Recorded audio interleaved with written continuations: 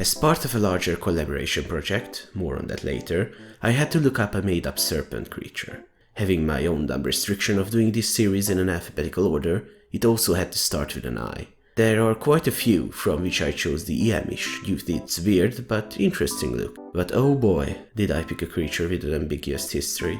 Just to keep things simple for a start, let's just say that the Iemisch is a creature from the myths of the Aonikank people of Patagonia, South America. This might not be the truth, but I would rather take things slow for now. It is described as having the front end of a fox and the tail of a serpent. It's most often depicted as a fox with a serpent tail, but I prefer the look where the fox is cut in half, like a weird lamia. Since there aren't really any original artworks of the beast, my interpretation is as good as any, so take it or leave it. The quote-unquote original myth also details the hunting method of the monster, where the Iemisch constricts its prey, crushing its bones, squeezing until death. Afterwards, it drags the body away to consume it in its lair. The monster is also associated with water to some extent, either hunting or living near streams or lakes. However, as many American mythical creatures, the Iemisch also became the subject of cryptozoology. Well, if it even was a mythical creature in the first place. The scholars, scientists, the people persons interested in these tales bolted a lot of extra information onto the quite brief description of the monster. It was supposedly also aggressive, fully aquatic, had short, coarse hair with a brown color on its body and a lighter shade around its eyes and ear holes. It was about the size of a cougar, had a long tail similar to that of an otter. Its jaws contained large canines, had no prominent external ears. Its legs were short, feet webbed, and it was impervious to all projectiles, including bullets. Keep in mind that this last part was added when some people thought it was an animal, not a magical monster. So yeah, already a lot less credible. As an added bonus, it also supposedly had 3 toes on the front legs and 4 on the hind ones, as reported based on distant and brief sightings. However, this detail is all kinds of wrong for an entirely different reason, so keep it in mind until we get there. Before that, however, let's take a look at the timeline. When and how did this creature come to the attention of the cryptozoologists? Well, apart from the alleged tales of the native tribes, the first dated sightings, as well as material evidence in the form of some bones, come from the 1840s, from a man called Carlos Ameghino. The story of this person and the Neomylodon, a cryptid of his own making, is a huge steamy pile of deception, lies, made-up evidence, and superhuman persistence. It's way too long and complicated to get into right now, as it deserves a video of its own. But I'll tell you what you need to know. Ameghino was obsessed with his idea that a ground sloth species lived in Patagonia, despite the fact that ground sloths have long been extinct by his time. He based this assumption on some remains found in a cave, which were very well preserved, and he believed were fresh rather than old. Despite having no notable person supporting his claim in the scientific community, other than the ones who privately endorsed his idea but have since died being unable to claim the contrary, he desperately clung on to any shred of information that might prove him right.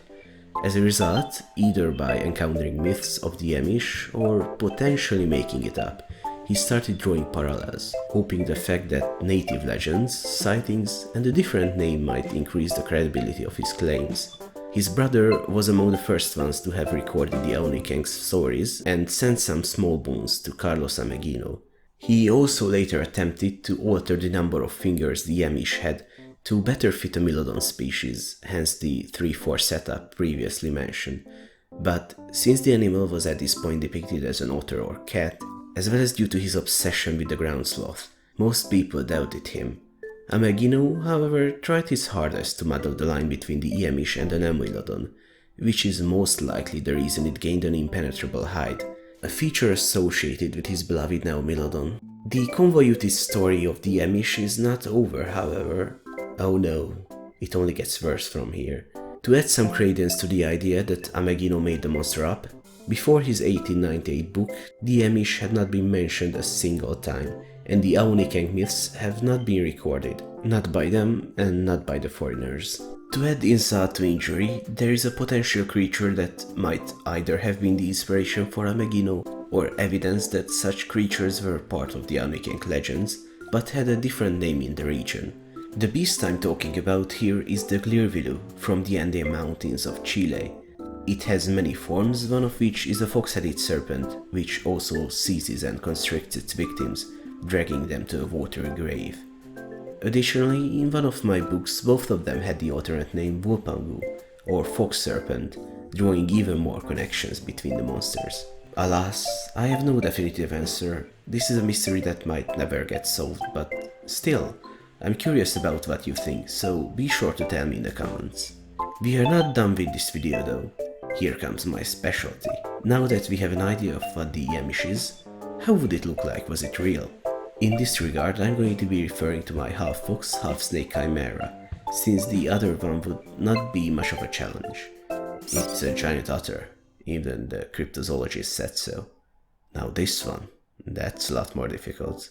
Right off the bat, it's both a mammal and a reptile, which is not a thing. But before I decide on what I'll pick from the two, let's take a look at the other problematic aspect. Not many animals out there that have only front legs, so we'll need to find a reason why 4 legs would be too many and 0 would be too few. Luckily, we need only look at the weird shit nature pools. Just look at this little guy. This oddly cute lizard is the Mexican mole lizard, one of only 3 species of lizards with 2 legs. By the name, it's pretty obvious why this animal has front legs. It burrows underground, hunting insects, seldom emerging.